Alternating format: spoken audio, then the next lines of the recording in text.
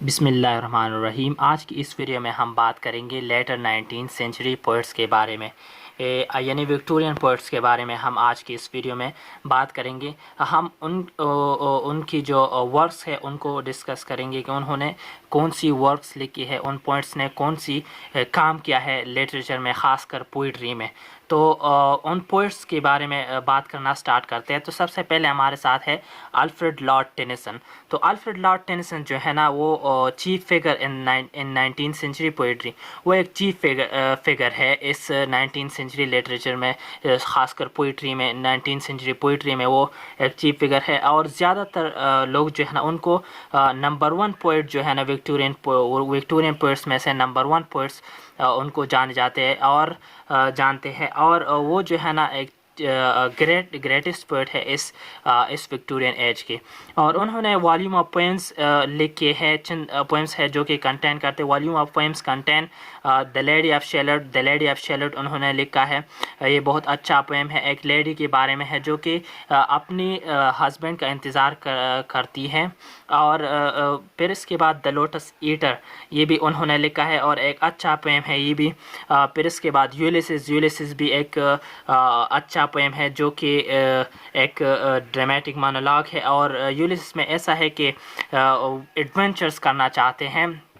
Ulysses ओडिसिस के बारे में है और यूलिसिस एक ऐसा शख्स है जो कि एडवेंचर्स करना चाहते हैं और वो एज्ड हो चुके हैं, मतलब उनकी वो बूढ़े हो चुके हैं, लेकिन फिर भी वो चाहते हैं कि मैं एडवेंचर्स का सामना करूं, मैं लड़ूं और जो वार्स है उनमें हिस्सा लूं। ट्रोजन वार की कहानी है। और फिर इसके बाद उन्होंने लिखा था मॉर्टी डी आर्थर। तो Morte d'Arthur Thomas Malory ने भी लिखा था, लेकिन उन्होंने ये मॉर्टी डी आर्थर उनको जो है ना उन्होंने फॉलो किया था और वही स्टोरी उन्होंने लिखी है मॉर्टी डी आर्थर की, लेकिन उन्होंने अपना स्टाइल जो है ना इसमें दिखाया है, यानी अपने स्टाइल में उन्होंने ये चीज़ लिखा है मॉर्टी डी आर्थर। और थॉमस मैलोरी ने भी लिखा है मॉर्टी डी आर्थर और वही स्टोरी यहाँ पे अल्फ्रेड लॉर्ड टेनिसन की मॉर्टी डी आर्थर में भी मौजूद है, जो कि थॉमस मैलोरी की स्टोरी में मौजूद थी। फिर इसके बाद इन मेमोरियन लिखा है उन्होंने। ये एक लॉन्ग पोएम है और ये जो है ना उनका बेस्ट पोएम है इन मेमोरियन। और ये जो है ना उन्होंने अपने एक दोस्त था, उनका एक कॉलेज फ्रेंड था उनका, आर्थर हेनरी हेलम। तो ये उन्होंने उनकी डेथ पर उन्होंने लिखी थी। ये एक एलिजी है और उनका जो दोस्त था वो 1833 यानी 1833 को मर चुका था। 1833 को उनकी डेथ हो गई थी। और ये जो पोएम जो है ना ये बहुत ज़्यादा इमोशनल है और उन्होंने ये 1850 में लिखा था। 1833 में उनका जो दोस्त है वो मर गया था, आर्थर हेनरी हेलम, और 1850 में उन्होंने ये पोएम लिखी थी। फिर इसके बाद आइडल्स ऑफ द किंग ये भी उनका एक अच्छा पोएम है, बेस्ट पोएम है उनका। फिर इसके बाद अब बात करते हैं रॉबर्ट ब्राउनिंग की बात करते हैं। तो रॉबर्ट ब्राउनिंग जो है ना ये एक इंग्लिश पोएट थे और प्लेराइट भी थे, उन्होंने प्लेस भी लिखे हैं। ओके, तो इंग्लिश पोएट थे वो, और वो मास्टर इन ड्रामेटिक मोनोलॉग, उनको मास्टर इन ड्रामेटिक मोनोलॉग उनको जाने जाते हैं कि क्योंकि उन्होंने बहुत से अच्छे ड्रामेटिक मोनोलॉग लिखे हैं। उनके वर्क्स में से एक आता है the ring in the book. The ring in the book ये एक एपिक लिंक पोएम है, मतलब ये एक लंबा पोएम है, एक एपिक पोएम है उनका। और इसके अलावा उन्होंने लिखा था पॉर्पेरियाज लवर, ये और रबी बिन इज़रा, ये दोनों शॉर्ट पोएम है उनके, रॉबर्ट ब्राउनिंग के। इसके अलावा उन्होंने लिखा था फ्राली पिलिपी एंड्री डेल सार्टो, ये भी उनका एक पोएम है। और जो बेस्ट पोएम है उनका माय लास्ट डचेस, ये उनके ये एक ड्यूक के बारे में है जिन्होंने अपनी डच को जो है ना कत्ल कर दिया था। उनकी तस्वीर को जो है ना एक दीवार पर लगाया था। ये उसके बारे में एक dramatic monologue my last duchess उन्होंने लिखा था। और रॉबर्ट ब्राउनिंग ने मैरिड एलिजाबेथ बैरेट ने के साथ उन्होंने शादी की थी रॉबर्ट ब्राउनिंग ने। फिर इसके बाद है मैथ्यू आर्नल्ड। तो मैथ्यू आर्नल्ड भी जो है ना बहुत अच्छे पोएट थे इस एज के। इस एज के बहुत अच्छे पोइट थे विक्टोरियन एज के। और उन्होंने वो एक पोइट भी थे और work as an inspector in school, और एक स्कूल में वो इंस्पेक्टर भी थे।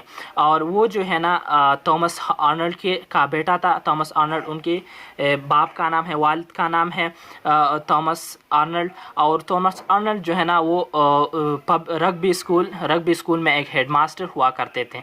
ओके, तो उनको often called the third great Victorian poet, उनको अक्सर थर्ड ग्रेट विक्टोरियन पोइट कहा जाता है। यानी अल्फ्रेड लॉर्ड टेनिसन और रॉबर्ट ब्राउनिंग के बाद वो बेस्ट पोइट है इस एज के, विक्टोरियन एज के। और उन्होंने लिखा था थायरसिस डेवर बीच उन्होंने लिखा था। और इसके साथ साथ उन्होंने स्कॉलर जिप्सी, ये भी एक अच्छा पोइम उन्होंने लिखा था। ये दोनों पोइम्स उन्होंने लिखे थे। अब दूसरे पेज पे जाते हैं तो हमारे साथ है Dante Gabriel Rossetti. Dante Gabriel Rossetti ये इंग्लिश पोइट था, इलस्ट्रेटर था, पेंटर था, ट्रांसलेटर था लेट 19th सेंचुरी इंग्लैंड में। यानी इंग्लिश पोइट था वो, illustrated and translator in the late 19th century. और उन्होंने ज़्यादातर जो लिखे है वो उन्होंने नेचर को अपना जो है ना नेचर पे उन्होंने फोकस किया था, और ज़्यादातर उन्होंने पोइम्स अपने नेचर के बारे में लिखे थे। उनकी बहन का नाम था Christina Rossetti, brother of Christina Rossetti. Christina Rossetti उनकी एक बहन है, और उनका एक पोएम है when I am dead my dearest sing no sad song for me. इस तरह का एक पोएम है, उन्होंने क्रिस्टीना रोसेटी ने ये पोएम लिखी थी। फिर इसके बाद है हमारे साथ Elizabeth Barrett Browning. Elizabeth Barrett Browning जो थी ना ये रॉबर्ट ब्राउनिंग की बीवी थी, वाइफ ऑफ रॉबर्ट ब्राउनिंग। और उन्होंने भी रोड एक्सीलेंट पोइम्स, उन्होंने भी अच्छे पोइम्स, बहुत अच्छे पोइम्स उन्होंने लिखी थी एलिजाबेथ बैरेट ब्राउनिंग ने। और सॉनेट्स फ्रॉम द पोर्तुगीज़, ये उनका एक पोइम्स की एक वॉल्यूम है, उनकी सॉनेट्स फ्रॉम द पोर्तुगीज़। ये बहुत एक वॉल्यूम है जिसमें बहुत से पोइम्स मौजूद हैं। फिर इसके बाद हमारे साथ हैं एसी स्विनबर्न। तो एसी स्विनबर्न जो थी ना ये follow the style of D G Rossetti, यानी डांटे गैब्रियल रोसेटी की स्टाइल को उन्होंने फॉलो किया था एसी स्विनबर्न ने। और पोएम्स एंड बैलेड्स, उन्होंने पोएम्स और बैलेड्स भी लिखे हैं। ये एक वॉल्यूम है उनका पोएम्स एंड बैलेड्स, जिसमें पोएम्स भी मौजूद है, बैलेड्स भी बहुत से मौजूद है। फिर इसके साथ साथ उन्होंने लिखा था ट्रिस्ट्रैम ऑफ लायोनीज, ये भी उन्होंने लिखा था, जो कि बहुत अच्छा पोएम है उनका।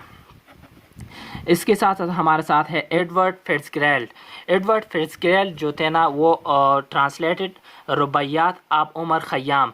ये उन्होंने रुबाइयात ऑफ उमर ख़याम, ये उमर ख़याम ने लिखा था रुबाइयात, ये उन्होंने इसको ट्रांसलेट किया है। लेकिन ये ट्रांसलेशन इज़ लूज़, ये ट्रांसलेशन भी लूज़ है, अच्छी तरह उन्होंने ट्रांसलेशन नहीं किया है। और not stick to the original, यानी उन रुबाइयात ऑफ उमर ख़याम और उनके ट्रांसलेशन में जिसने रुबाइयात उमर ख़याम को ट्रांसलेट किया है, उनकी ट्रांसलेशन में और ओरिजिनल जो उमर ख़याम ने लिखा था उनमें काफ़ी फ़र्क है।